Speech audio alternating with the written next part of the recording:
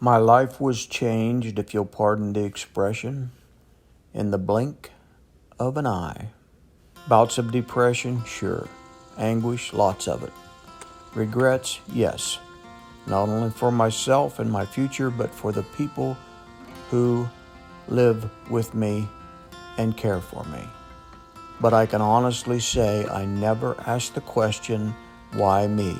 That question is unanswerable and pointless. Instead, I ask a question that I could answer. What are you going to do about it? My name is Jim Morgan, the blind clockmaker, and I'm getting ready to start what I think is my 98th clock. I have selected some very special, highly figured black walnut to make this wall clock out of, and I'm going to highlight it with some ambrosia maple. And the striations and the discoloration in the wood is made by an ambrosia beetle. The size of the clock will be determined by the size of the dial or the face of the clock. For this clock, it's going to be fairly large. 0 inches. 9 and 9/16 inches. 9 and 5/8 inches. 14 and 3/4 inches. 14 and 13/16. So 9.5 by 14 and 3/4 is what I start with, and I build the clock around that. First thing I'll make is the dial frame, which goes around the actual dial itself.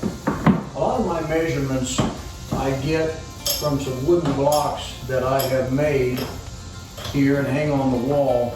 I start with one 3/8 of an inch thick by 3/4 of an inch wide, double that, double it again to 1.5 inches. And I've got 8 of these blocks, so I can get many, many different measurements from these 8 blocks.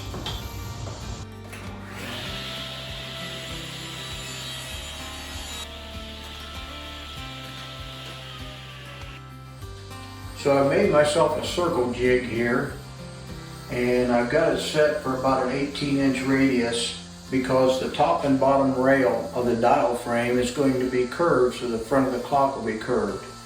I've also taken both pieces and put them together with some two-sided carpet tape so that I'm cutting them identical.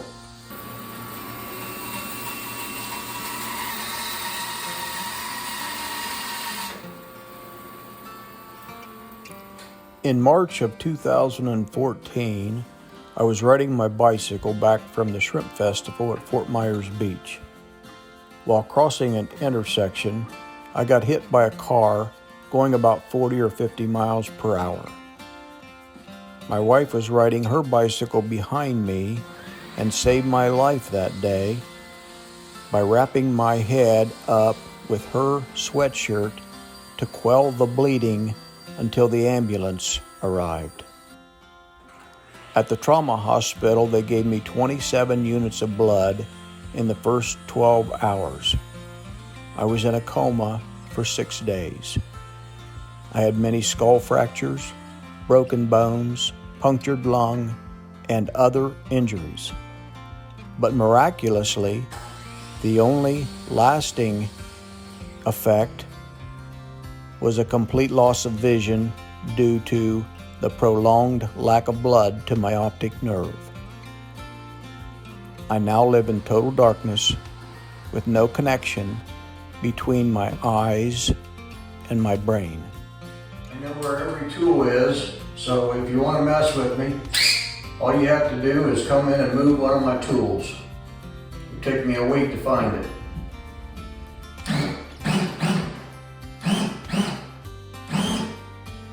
I've got a 3/4 inch roundover bit in my shaper, which is a very large, dangerous bit. So I'm using my power feeder here to pull that wood past the blade. I'm making 3/4 inch corners out of the ambrosia maple to go with the walnut. I was asked the question, how do you do what you do? I could never do anything like that. My comment to him was, you can do more than you think you can, and you can do much more than others think you can. So this is my quarter round, 3/4 inch quarter round, and I'm going to do something I haven't done before. I want to make 2 flutes equally spaced in the top of this quarter round for decoration. And in order to do that, I've got to have something that will hold this in place at that 30-degree angle.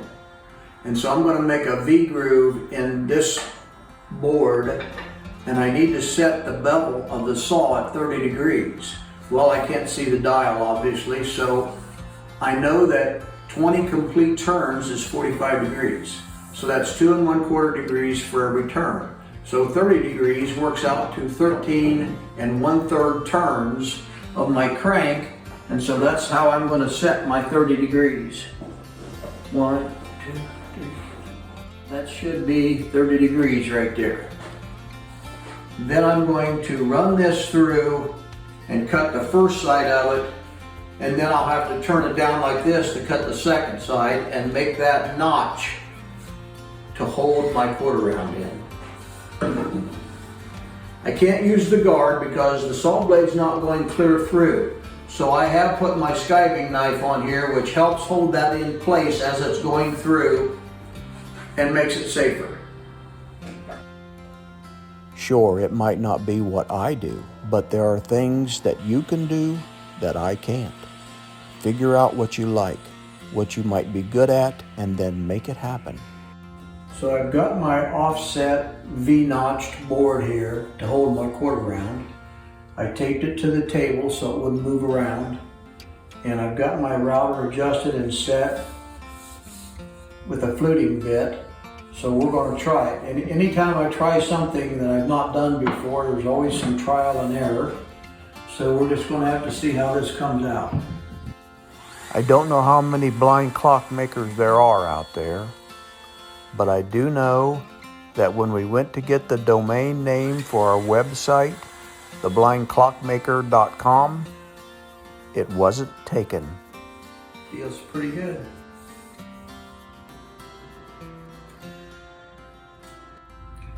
Okay, I'm going to cut a curved overlay, 1/4 of an inch thick, out of the ambrosia maple to go on the front of the clock. So I had to change the radius, and I put it out 1/4 of an inch so that the outside radius is 1/4 of an inch longer, and then I will reset it and cut the inside curve, and I should end up with a curved overlay piece that's just 1/4 of an inch thick. I've heard it said that failure is a big part of learning. Well, based on that principle, I certainly have learned a lot.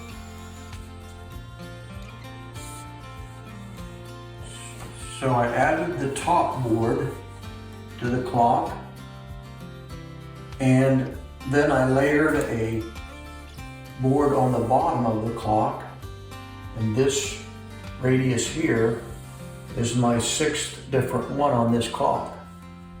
And the challenge for me is to keep all those radii straight in my mind so that everything is concentric as you go around the front of this clock.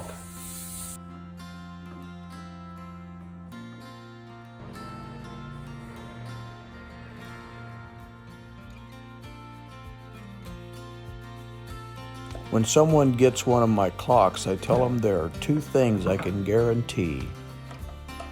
The first is it'll be one of a kind because it came from my little pea-sized brain and I can't copy worth a darn. The second is the guy that built it will never see it.